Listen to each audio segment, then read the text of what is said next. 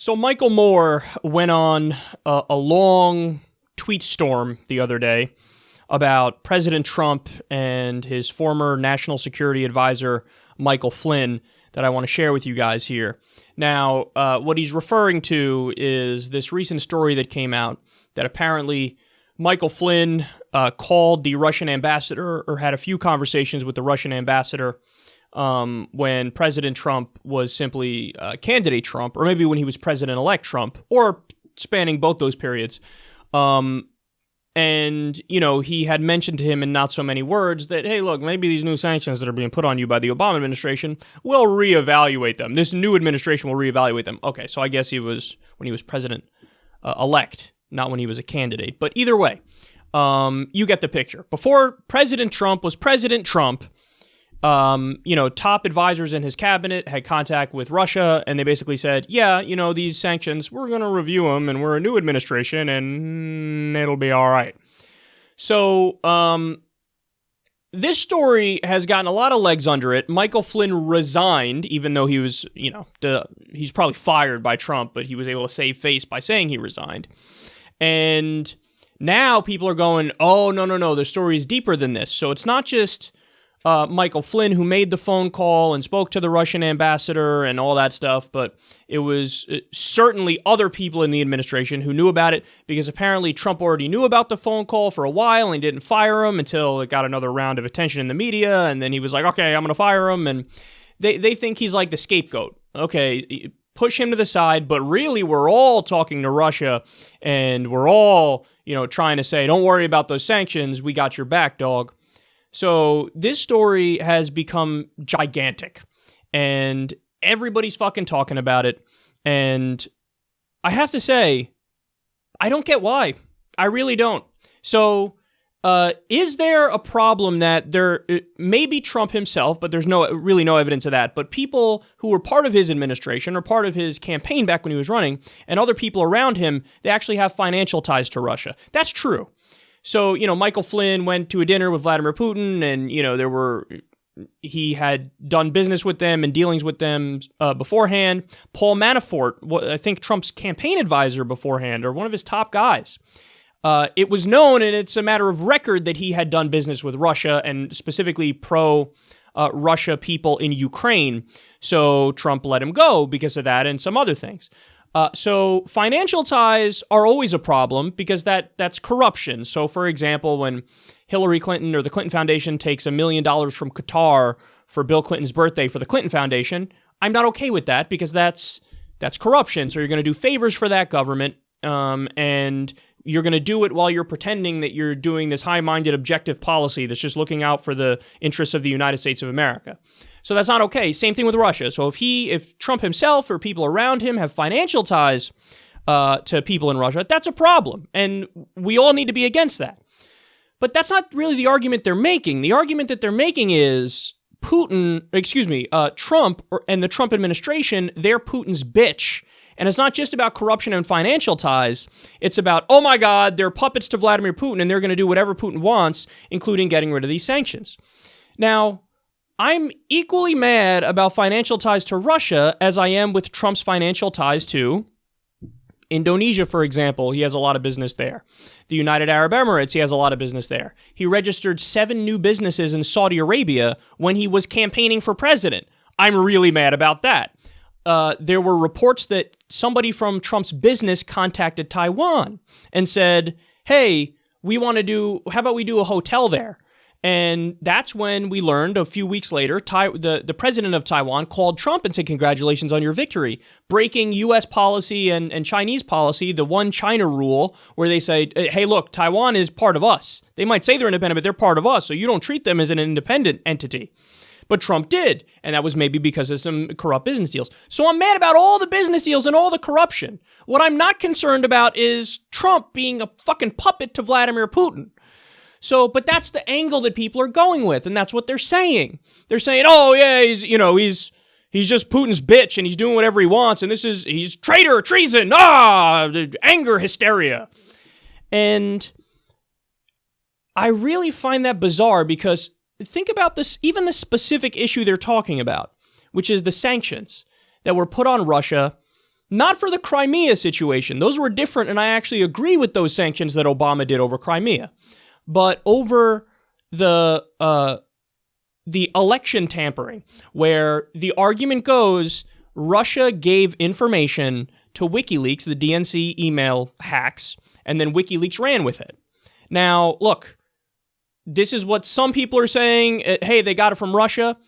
Julian Assange, who I kind of trust because he hasn't been wrong at any step beforehand, he says, I didn't get it from Russia. So just stop. It's just not true. It's a bogus narrative. So, but even assuming, let's assume for a second it is true. Russia was doing espionage against the United States. And then they got the information, and then they gave it to WikiLeaks, and WikiLeaks ran with the stories because, hello, it's newsworthy information. And in my opinion, information from the DNC, the RNC, and all the political campaigns should be subject to the same kind of transparency laws that the government is subject to. Because they want to be in the government, and they're, the DNC and the RNC, though they're private, they're effectively public entities because you're talking about Republicans and Democrats, the two major political parties in the U.S. So we should have seen that shit anyway.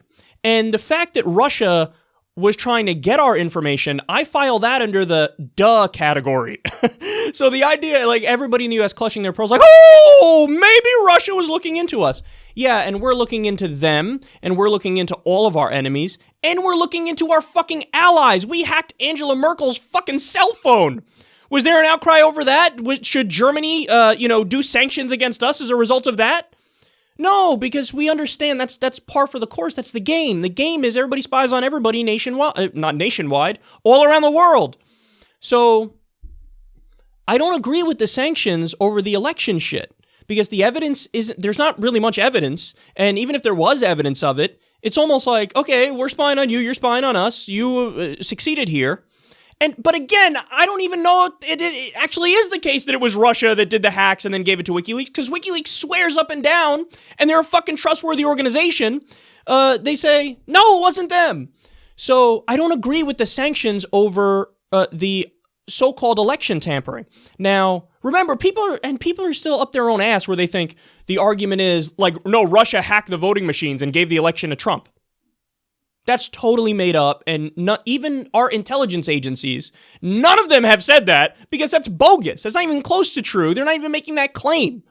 So it's just weird that now you have the opposition to Trump, and the Democratic position is now, you're weak, you're Putin's bitch, you're going to bend over and roll back some of the unnecessary sanctions that shouldn't really be on them anyway.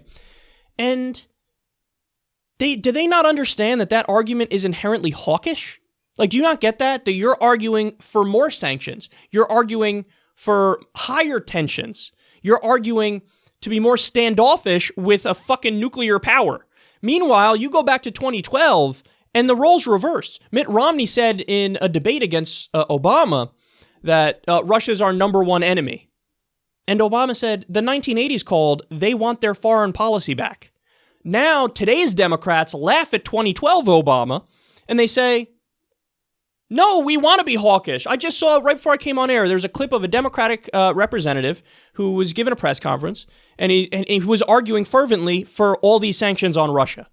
Okay, so at least we're clear. Now the Democratic position is more sanctions, more standoffishness, and the parties have flipped in terms of what their position is towards Russia. Now the Republicans are going to be more dovish on the issue? I don't want to see the Democrats get more hawkish. I think that's a horrible idea.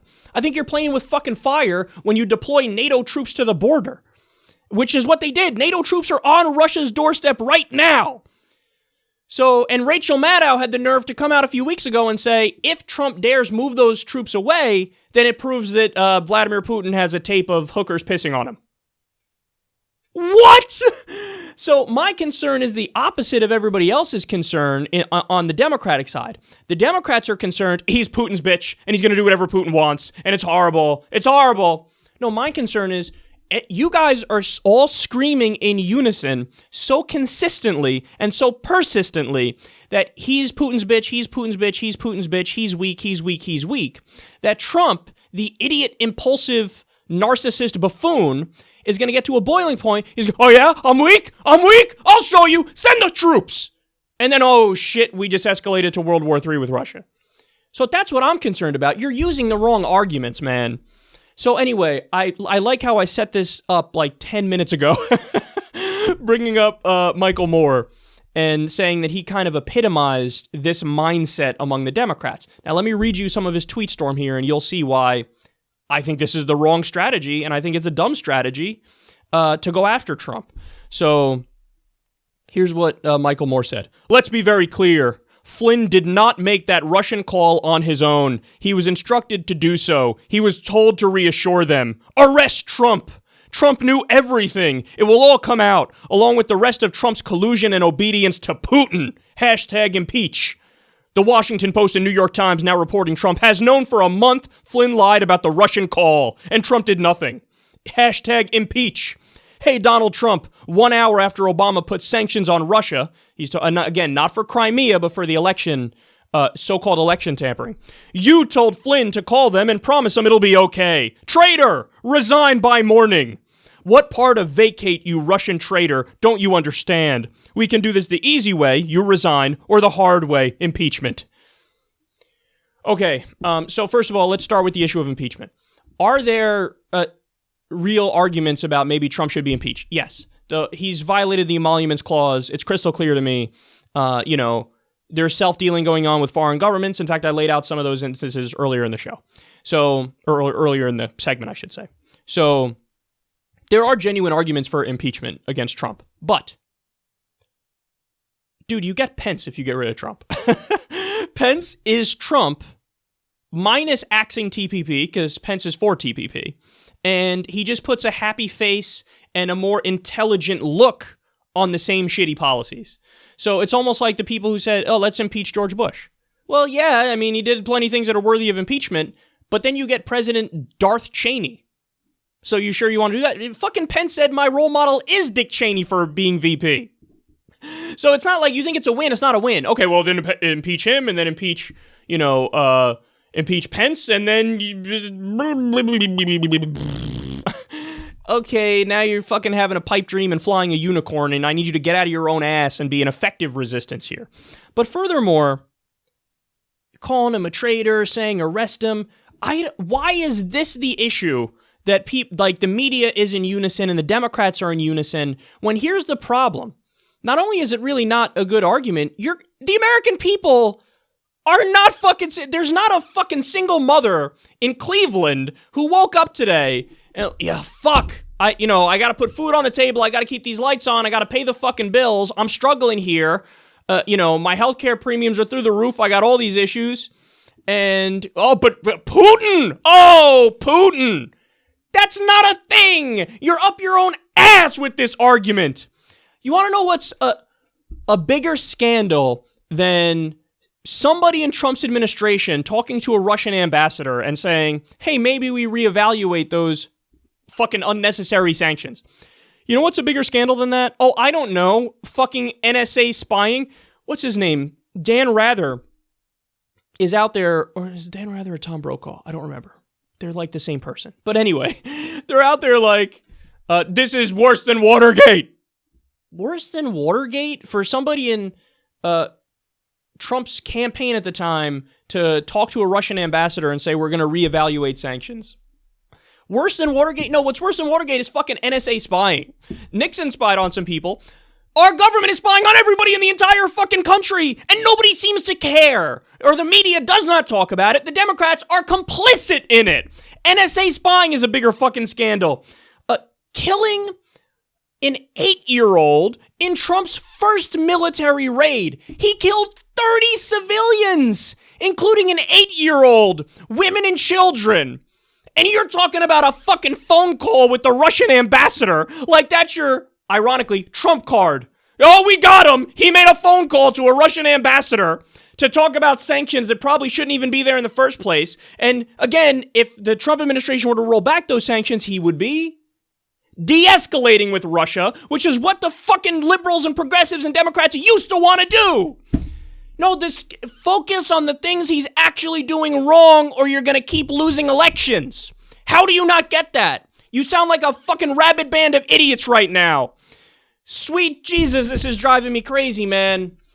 Again, I'm mad with the Russia situation for the same reason I'm mad with Indonesia and the UAE and Saudi Arabia and all the places he has actual financial ties to, because corruption is corruption, and he might do policy for the wrong reasons, for financial reasons, to benefit himself, and doesn't care about how it affects the world and the United States of America. That's a problem. It is not a concern to do a fucking phone call and say maybe we reevaluate those sanctions. Certainly not worthy of impeachment or calling him a traitor or saying he's treasonous. You know what's fucking treasonous? Or not treasonous, but you know what's a clear violation of the Constitution and Magna fucking Carta and international law and should have been a way bigger story? Oh, I don't know. Maybe Trump saying we're going to take out their families, and then doing it. He fucking did it. He did it. The 8-year-old girl who was killed was the daughter of Anwar al-Awlaki. Anwar al-Awlaki, an American citizen who Obama killed with a drone. He was a jihadist, but they also killed his 16-year-old son, who was not a jihadist, Abdul Rahman al-Awlaki. And now they're killing, they just killed the 8-year-old daughter, who of course is not a fucking jihadist. You killed 30 civilians in your first military raid, and the media and the Democrats are talking more about a phone call with Russia than that. I can't get over how stupid that is. By the way, his second military action as president, 18 civilians killed. NSA spying's a bigger issue. That's a bigger issue. The fact that he's President Donald, let's take the oil Trump. How many times did he say that? We're going to take Iraq's oil. We're going to take it. To the victor go the spoils. We're going to take it. Then he picked ExxonMobil's CEO to be Secretary of State. And there's been less outrage over that than a fucking phone call with a Russian ambassador. His party's broken, man. The Democrats are broken. We got to rise up. We got to fight back. Look, you have to be issues focused, not conspiracy focused, not hot button issue focused. Hot button issue as in stuff like this. I'm talking about you have to focus on policy issues over this somehow is the story that exploded, even though it makes no sense that it exploded. Let's focus on that. So, look, what would take me to the point where I say, okay, now the Russia story is really a super big issue that should override all the other problems I just laid out for you.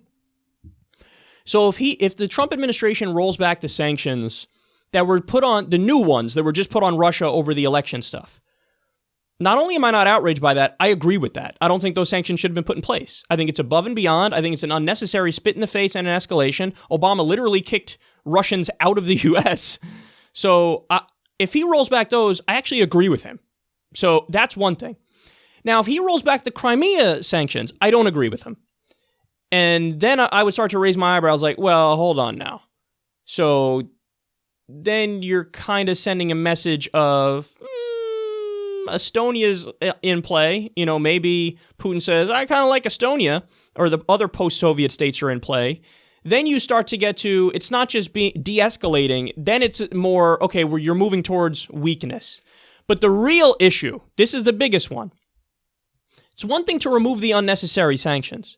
But if Donald Trump and his Secretary of State, Rex Tillerson, if they do the deal that was axed under the Obama administration, the multi-billion-dollar deal that they made when it comes to oil, then we have a problem.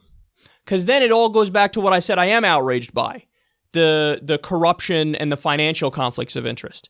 That would be a problem. That's as corrupt as it gets. Oh, I picked somebody, the Exxon CEO, who had already negotiated an oil deal with Russia, a multi-billion-dollar deal. The previous administration said, okay, we're done with that deal. We're axing it because of Russia's actions in Crimea and how we perceive them as aggressive in the region, so on and so forth. But if the Trump administration comes in and they go, okay, now Rex Tillerson is CEO, and you have the Trump himself say, green light on the oil deal, then, yeah, that's more of appeasement. And that's more of, we're going to pat you on the back, even though you jacked Crimea, and even though we think you're going to be aggressive in the region. And then all your NATO allies are going to start quivering in their boots, our NATO allies, and rightly so. They're going to be like, well, now, the message is sent now. There's no There's no consequences for your actions if you want to expand and if you want to be aggressive. Then I'm angry. But as of right now, they didn't bring back the oil deal. If they bring back the oil deal, I'll come out here and blow a gasket. I'll lose it. Steam will come out of my fucking ears. I will be saying this is corruption and, that for the same reasons as the emoluments and all these other things, there should be consequences for this. So, but they haven't done that yet. And they also haven't rolled back Crimea sanctions, which again are distinctly different from the new round of sanctions for the election. So until we get to that point, I have to come out here and tell you guys the facts, which is I think this issue is overblown. And I think it's kind of crazy that the Democrats are focusing more on a phone call made with a Russian ambassador where they said, hey, maybe we roll back those unnecessary sanctions. Then they're focusing on NSA spying, Trump killing 30 civilians, including an 8-year-old girl with his first military raid, Trump killing 18 civilians in his second military action, the ExxonMobil CEO, Secretary of State, fucking you name it, Attorney General Jeff Sessions now, Betsy DeVos, Christian fundamentalist school privatizer as education secretary. I would wage an all-out assault on all the issues where he's fucking wrong and where he's crazy. He's dismantling Dodd-Frank. There's going to be another crash, and it's going to be because they're putting deregulation in fucking overdrive. Why are you not focusing on that? Trump's first action as president was to raise taxes on the middle class. He signed an executive order that rolls back a tax break for first-time home buyers, middle-class home buyers. This is what you focus on, because then people go, oh, so he doesn't give a fuck about the middle class. He's not draining the swamp. We just had Goldman Sachs Steve Mnuchin approved to Treasury Secretary. The guy should be in fucking prison. Goldman Sachs did fraud as a business model. Focus on that. And then as a final point, because this is a bullshit point people have made against me on Twitter for daring to be consistent and actually care about issues that matter and not blow up fake issues. Somebody said some shit like, isn't it funny how the alt-left, apparently I'm the alt-left, whatever the fuck that means, how they sure love to defend Trump? Defend Trump. I'm the guy who made a campaign ad calling him a terrorist. A fucking terrorist. Why? Because he wants to be a terrorist. He said, let's take out their families. We have to take out their families. We have to take out their families. So during the campaign season, I made a campaign ad that said about him, he called him Terrorist Don, because he says, I want to do terrorism. I want to kill family members on purpose. That's the fucking definition of terrorism. So you think maybe the calibration is off with you? Your barometer is off when you're accusing people who call Donald Trump a terrorist and I'm a more effective bulwark against Donald Trump than any of these monumental morons, because the arguments I use against him actually make sense. I'm not doing the boy who cried wolf garbage. Oh, a phone call with Russia, traitor, treasonous, oh my God, oh my God, oh my God. No, use arguments that connect with people and that are real, not bullshit arguments like he's Putin's puppet. And you're actively hurting it because, again, people are screaming that so much that Trump with his fragile fucking ego might lash out in the opposite direction and send the fucking troops and really escalate with Russia, and then we're in World War III, and partly to blame are the idiots who are screaming at Trump, be more hawkish with Russia. I love that contradiction that none of them acknowledge. They all say it. Trump's an impulsive, narcissist, thin-skinned buffoon who's unintelligent, and I would like him to escalate with Russia further, please. What? They think he's all these things. He's, thin-skinned. He's going to snap any second. He's liable to do anything. He's a loose cannon. And I don't understand. Why don't you want to put more sanctions on Russia and be more standoffish with Russia and, move in a more hawkish direction with Russia? That is the most obvious contradiction I've ever seen in my life. You would rather him be standoffish with Russia when you say he's liable to do anything, who knows? So you're more okay with World War III because it's all partisan garbage. That's the point. So if you can't tell, I'm really upset about this because I see Democrats just marching off a cliff. This is where even fucking Bernie Sanders is. We need to see if this president is making foreign policy decisions based on what's good for the United States of America or what's good for Russia. You're Bernie Sanders. You're Bernie fucking Sanders. You can't see through this? Again, I'm just as mad about the Russia thing as Saudi Arabia and Indonesia and all the places where he's got financial ties and where there might be corruption going on. That's the angle on this. Not he's weak and he's Putin's bitch and we want him to be more standoffish and we want him to escalate further and do more sanctions and do this and do that. That would be the Republican position for the past few decades. So I just want to get everybody on the record on this. So if you agree with all the hysteria and the outrage, then you are saying, I agree with the Republican position from 2012. I am Mitt Romney in 2012. I would like to escalate further, and we think that's the right policy, and we think you're naive, stupid idiots if you want to de-escalate. If you believe that, okay, but, I think you know what my position is on what your position is. So that's all I'll say on this, even though I ranted for like fucking 25 minutes or so, but this got under my skin because I think you're doing damage, man. Every minute you're talking about this is a minute you're not talking about single-payer healthcare, is a minute you're not talking about free college, is a minute you're not talking about making the minimum wage a living wage, is a minute you're not talking about ending all the wars. So if you want to define yourself simply as everything Trump does is wrong by definition, then get ready for another fucking 4 years of Trump. After his first term, because you're not painting your own vision and your own picture for the American people, and it's clear they can tell you're utterly unconcerned about their lives because you're just partisan bickering and talking about things that have no real connection to real people in the real world. Don't make that bed. I don't want you to sleep in it. I want to get rid of Trump, and the way to do that is to obstruct and oppose when necessary.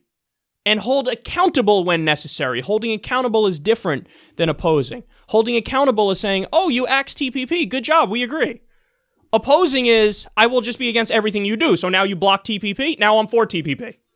Oh, now you're less hawkish on Russia. Well, now I'm more hawkish on Russia. So just get your head out of your ass because this is doing a lot of damage and they don't even realize it.